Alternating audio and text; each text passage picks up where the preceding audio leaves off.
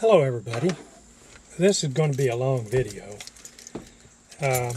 If you've been following my YouTube and my Facebook accounts, I have a history page on Facebook, and the other day I did a video talking about doing some oral history. So what I'm going to do is start out with my own oral history. And then I just talked to Ron Broyles a while ago, and Ron is getting ready for his ride for the Wounded Warriors Project. They're leaving the 25th of August from the Kroger in Sevierville. Tomorrow, of course, I probably won't get this video up until... This is a stick shift vehicle. That's I forget from one time to the next if I'm driving a stick or not.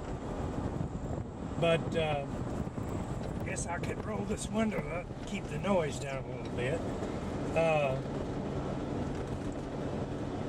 But anyway, Ron has decided that he will do an oral history with me when he gets an opportunity. Of course, it'll be after he returns off of his trip to Key West, his bike ride for the Wounded Warriors Project. So if you haven't been following that, I'd suggest you go to ronsride.net, and he has a link there to several videos, and also they'll be doing updates on that website. So if you want to follow that, I suggest you go and check that website out. Where can I start? Well, I'm a native Campbell Countyan. I've lived in Campbell County my whole life, other than what time I was in the military. I was born in Anthrace, Tennessee, July 16th, 1938. And I kind of joke about this, and some of you will find this kind of unusual. I really don't know whether I was born at home or in the Jellicoe Hospital. My sister said I was born at home, but I really think I was born at the Jellicoe Hospital.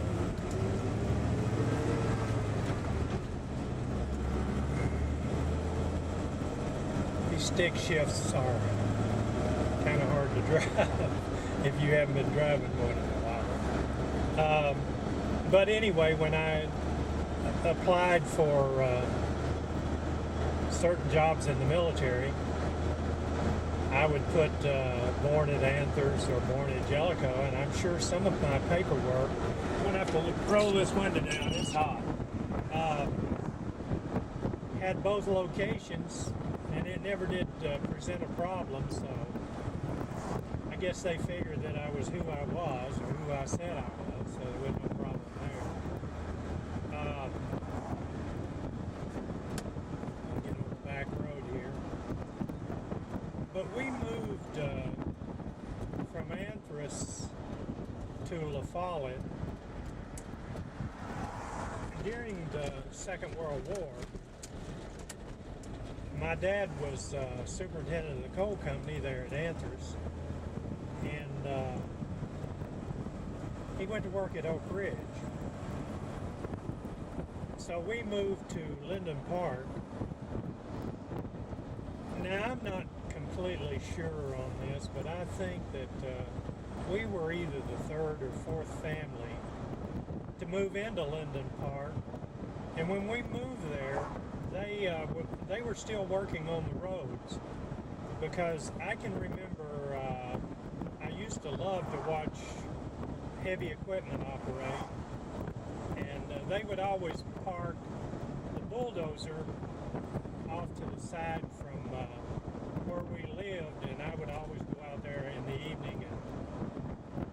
climb around on that bulldozer and pretend like I was driving. I lived in the house right at the bottom of the circle. That's where we moved. And we lived there throughout the Second World War.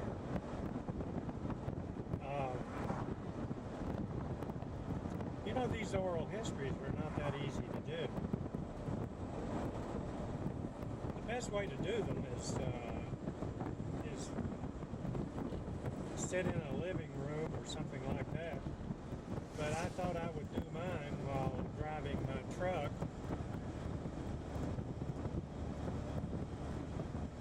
After the war ended, I had a lot of friends that lived in Linden Park, and when the war ended, I mean, they all moved away. I guess their families were there working, and when the war ended, they were no longer needed, and they just moved away. I never did have any contact with them after that.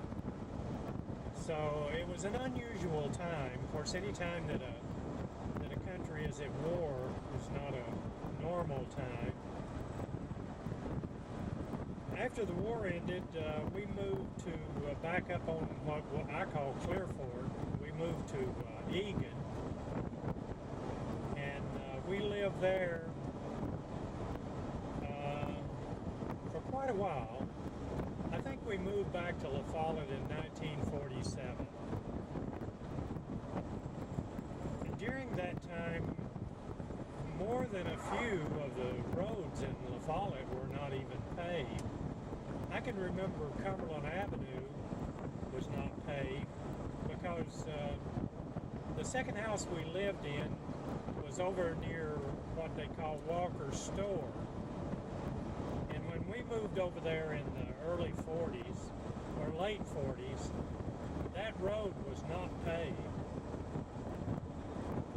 The first automobile that I ever drove was a 1934 Chevrolet. And it was in bad shape, that automobile was. I don't know how much it would be worth today, but it had the doors, they called them suicide doors, where they opened up from the front out. And my dad sold it for scrap iron.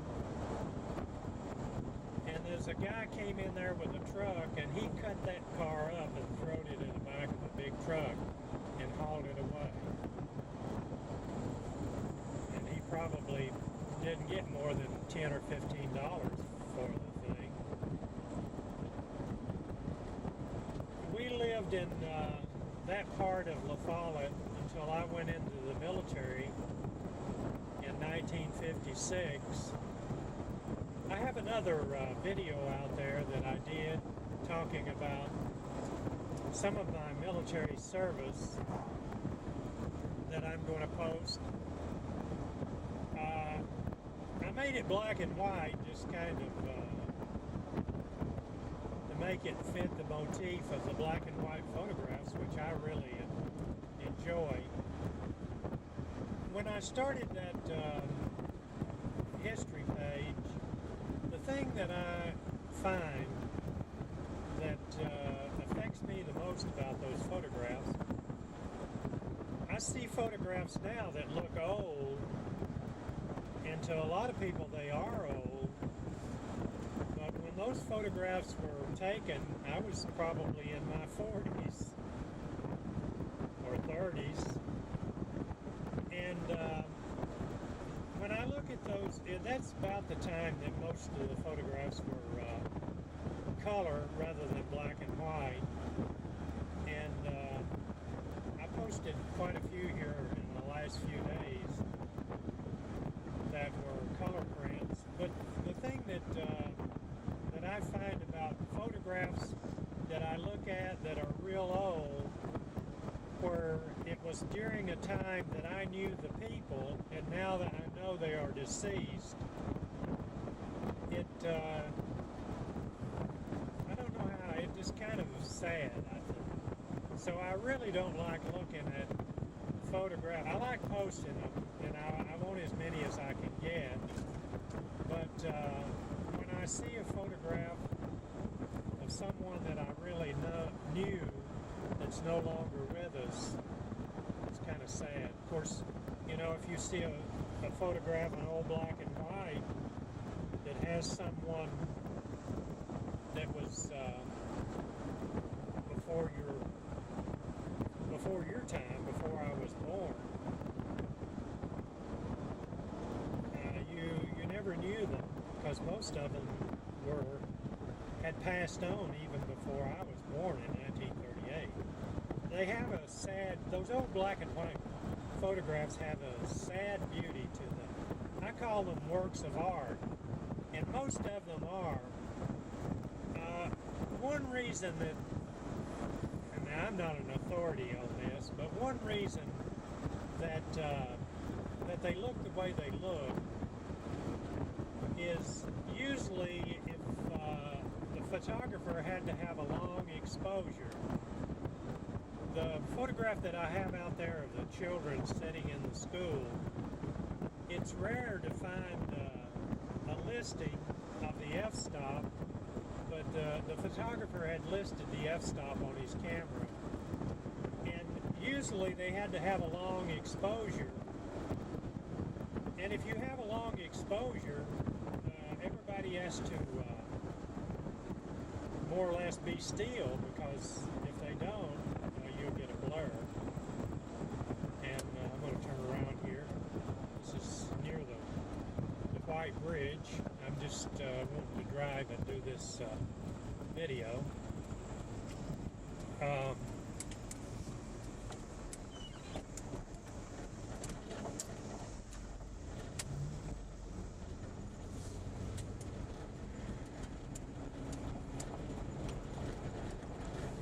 You know, you have all kinds of things you want to talk about when you think about doing one of these videos, but then when you get out here doing it, it's kind of hard to keep thinking of something to say, and that's the problem I'm having now. But you know, that's the thing about Facebook and YouTube. It's really informal, and that's why I really want to get other people doing their own oral histories, because I think they'll be real interesting. It's going to be hard to get people to do that, but all of the stories are going to be lost unless they write them down or do their own video. So I'm hoping that I can be successful at getting some people to do oral history videos. And as I told you at the first part, I hope you can hear this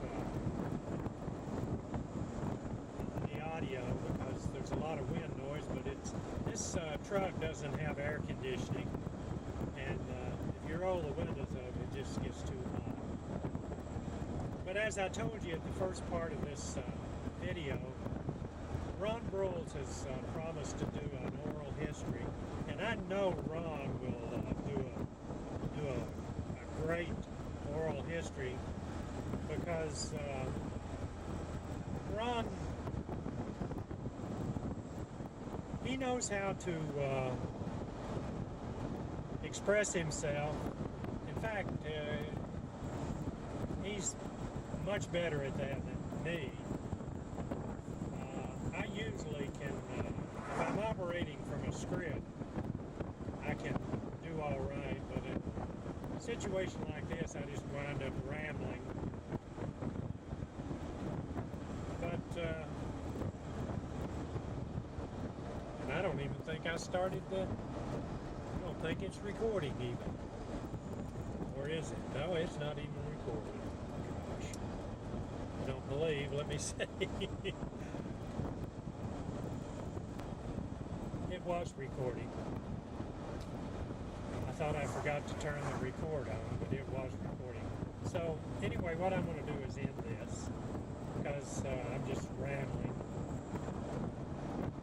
But you know, I will say again, on these Facebook and YouTube videos, that's why Facebook and YouTube has become one of the most popular social media sites on the internet, is just because it's just kind of laid back and it's not slick. Of course, I mean, they do some slick stuff, but it's made up of videos like this. Just an old guy like myself out driving around in his stick shift truck trying to say something interesting. Well, thank you for listening. This is a long video, but I'm going to place it on my oral history. Just kind of hopefully give some other people some incentive to let me do an oral history with them. And if you want to do yours in a car, that's fine. I'll set this unit up and we'll just drive around and you can talk about your experiences in Campbell County or anything outside of Campbell County, as long as Campbell County was the originator of the person or it has some connection with Campbell County. So we'll see you. Have a good day. Bye-bye.